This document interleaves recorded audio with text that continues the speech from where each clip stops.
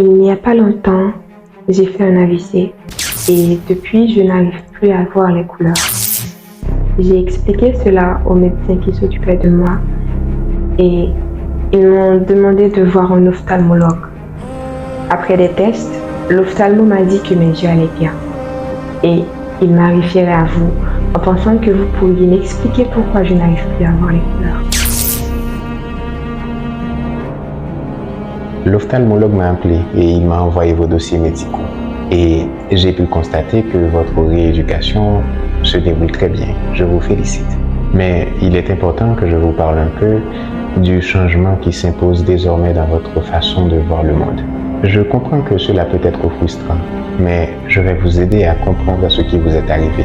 Et ensemble, on va essayer de trouver des moyens pour qu'on puisse aller de l'avant. Mais tout ce que je souhaite savoir, docteur, c'est pourquoi je vois tout en noir et blanc.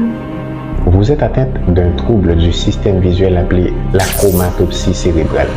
Pour comprendre ce qui vous arrive en ce moment, on va essayer de comprendre ensemble comment est-ce que nous voyons le monde. Lorsque nous regardons un objet, nos yeux ne captent pas l'objet en lui-même, mais nos yeux captent la lumière que reflète cet objet.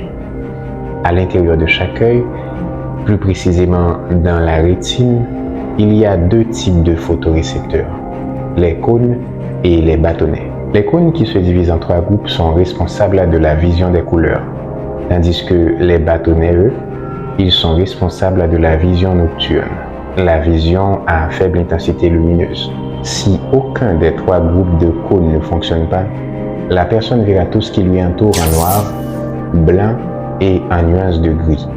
Ce genre de problème est généralement un problème génétique. Et vu que ce problème vient de l'anomalie des yeux, c'est un ophtalmologue qu'il vous faudrait.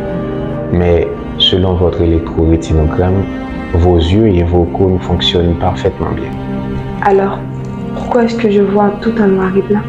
Le travail des cônes et des bâtonnets, c'est de transformer les lumières en signaux électriques. Et pour qu'on puisse réellement voir, ces signaux électriques doivent voyager vers le cerveau pour subir des traitements. Ces signaux voyagent via les nerfs optiques en passant par le thalamus pour arriver jusqu'au cortex visuel. Le cortex visuel est normalement situé dans le lobe occipital. Le cortex visuel comprend plusieurs régions. Par exemple, la région V1 nous permet d'identifier les angles et les contours des objets. La région V2, par contre, nous permet d'identifier la texture des objets. Si on regarde quelque chose en plastique et quelque chose en vitre, nous savons qu'il y a une différence entre les textures. La région V3 du cortex visuel nous aide à discerner si les objets sont en train de bouger ou s'ils restent en place. Et la région V4 du cortex visuel, celle qui nous intéresse, nous aide à percevoir les couleurs. Lors de votre AVC, l'apport de sang dans la région V4 de votre cortex visuel a été interrompu.